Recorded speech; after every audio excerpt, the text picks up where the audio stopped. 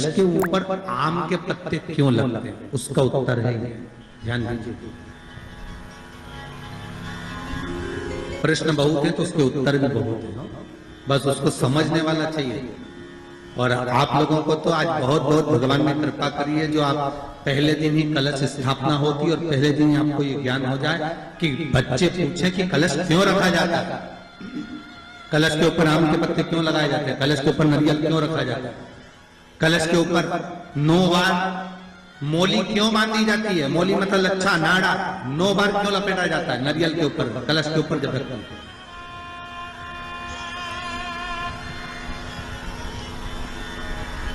कलश के ऊपर जब जब श्रीफल रखाता है, नारियल रखाता है, तो उस पर 5 बार 7 बार मोली नहीं लपेटी जाएगी, तो 9 ही बार लपेटी जाएगी। 5 या 7 बार लपेटते हैं तो कहते हैं कि लक्ष्मी की छिन्नता होती है, और वो 9 बार लपेटी जाती है तो भरपूर लक्ष्मी का भंडार भरती है। क्यों क्यों कहते हैं?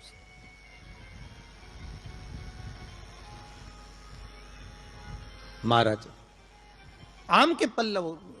तो मैं केवल आपसे इतना सा निवेदन करना चाहती हूँ, आपसे केवल इतना कहना चाहती हूँ कि प्रभु मेरे मन का संशय मिटा दीजिए, और जो आम का वृक्ष मेरे पति के साथ जलकर भस्म हुआ है उसकी विनती को आप स्वीकार कर लीजिए, आप उसके लिए भी कुछ कृपा कर दीजिए।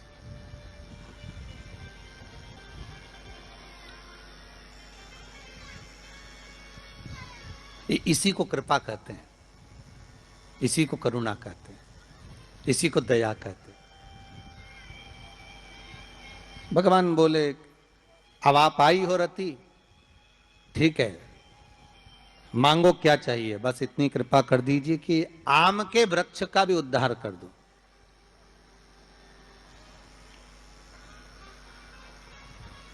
शिव जी ने कहा हम वर प्रदान करते हैं रति, जहां शिव और शक्ति है, जहां 33 कोटि देवता इस कलश के अंदर विराजमान होंगे, उस जगह पर स्वयं कंठ पर जहां पर मेरा निवास होगा, उस जगह पर ये आम के पल्लव अमृत के तुल्य माने जाएंगे, और इनका निवास हमारे ही हाथ में, हमारे ही हस्त कमल में विराजमान होगा, हमारे ही हाथ में। कितना सुंदर है महाराज जी। उस आम के पल्लव की महत्वता को जरा जानिएगा, बहुत बहुत ध्यान दीजिएगा। आम के पत्ते देखें आप लोगों ने, अरे बोलो जम के तो बोलो, देखें उसका प्रयोग कभी आप लोगों ने करा? आम के पत्ते का कभी प्रयोग कर कर देखिएगा। अभी तो नवरात्रि चल रही है, नवरात्रे में जब 5वां दिन नवरात्रे का रहे, चैत्री नवरात्रे का 5वां दिन रहे,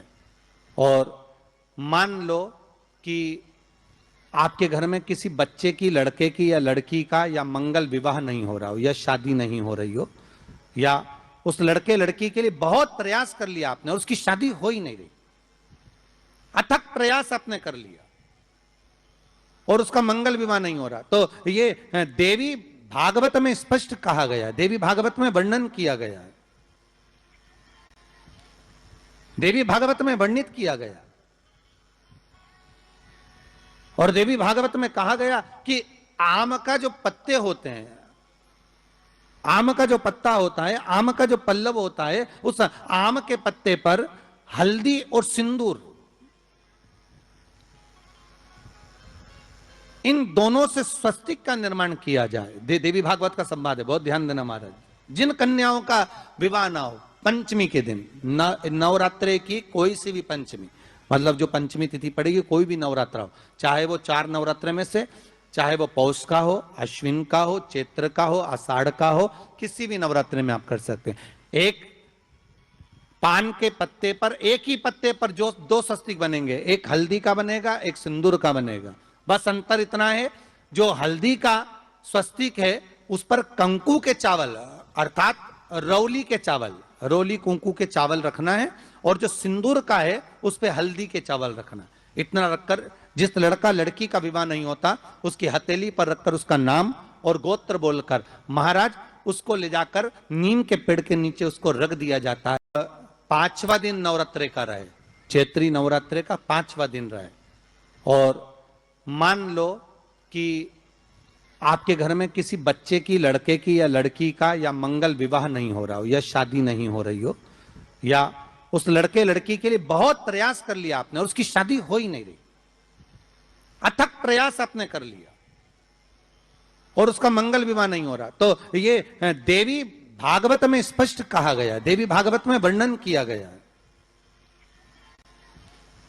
देवी भागवत में वर्णित किया गया। और देवी भागवत में कहा गया कि आम का जो पत्ते होते हैं, आम का जो पत्ता होता है, आम का जो पल्लव होता है, उस आम के पत्ते पर हल्दी और सिंदूर,